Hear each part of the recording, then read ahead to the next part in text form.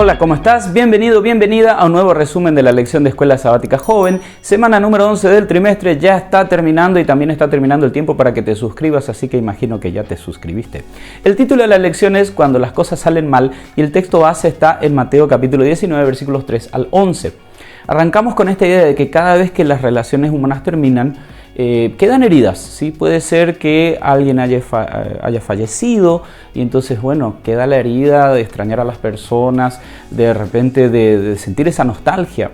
Puede ser que creaste lazos con una comunidad específica y de repente te están trasladando por trabajo o por otras cuestiones. A nosotros los pastores nos pasa mucho.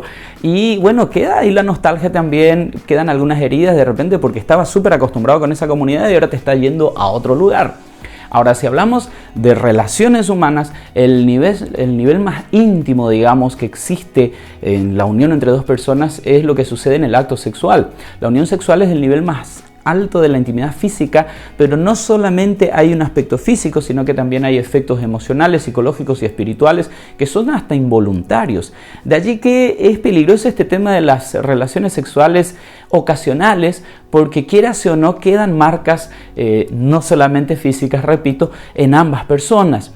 Si una relación romántica, podríamos decir aquí, termina, quedan las heridas, ¿verdad? Pero si esa relación involucró sexualidad, involucró relaciones sexuales, digo bien, entonces las heridas son más profundas. Vamos a hablar nosotros del divorcio porque de eso también trató la lección esta semana, pero antes quisiera repasar contigo algunos aspectos que ya vimos a lo largo del trimestre. Dios unió a dos personas y la culminación de esa unión se dio en el sexo, eso ya lo dejamos bien claro, por lo que ahora estas personas pueden separarse físicamente, pero sufrirán los daños consecuentes.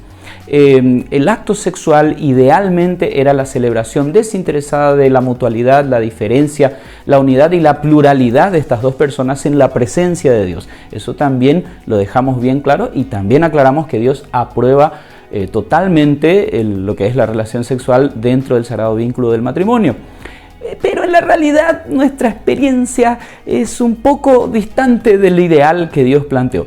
Alguien incluso ya llegó a decir que Satanás se esfuerza muchísimo para que tengas sexo antes del matrimonio, pero cuando ya estás casado coloca todas las barreras para que eso no suceda.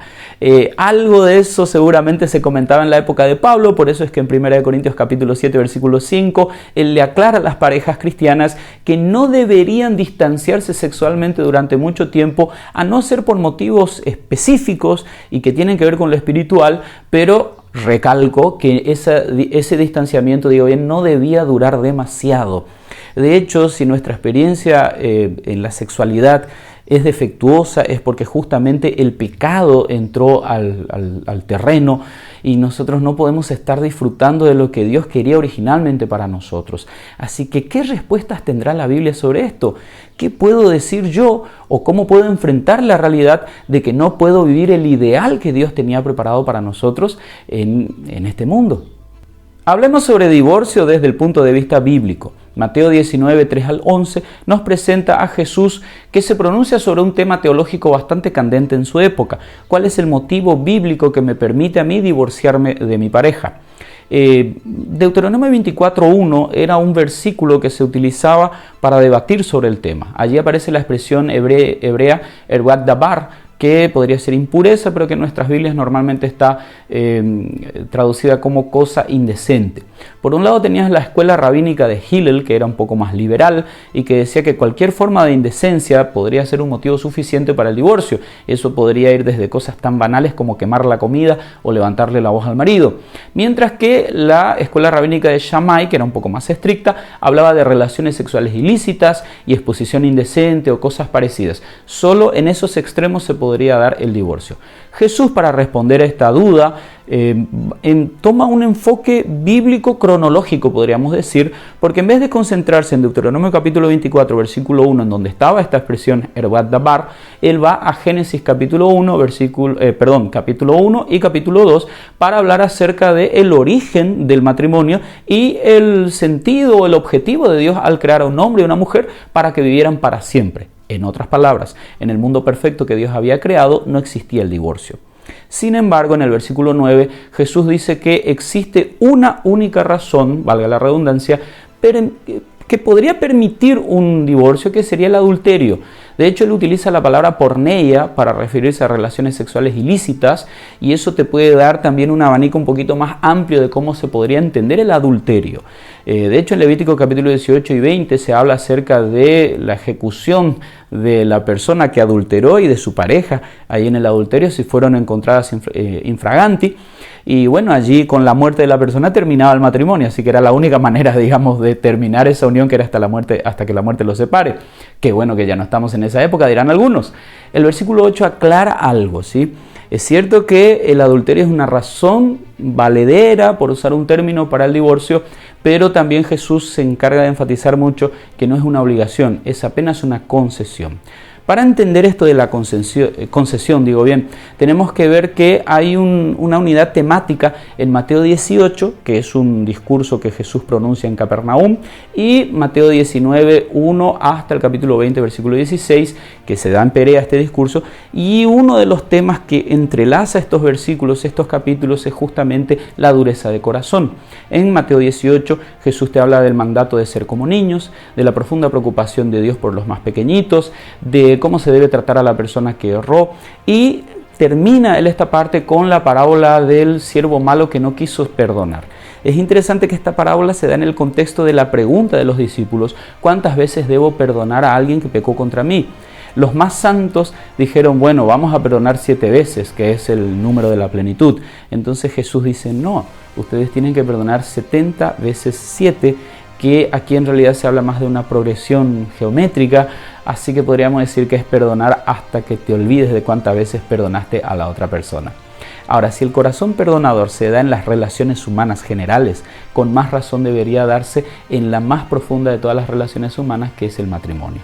De por sí, un matrimonio normalmente requiere dosis saludables de perdón, mucho más cuando aparece el adulterio.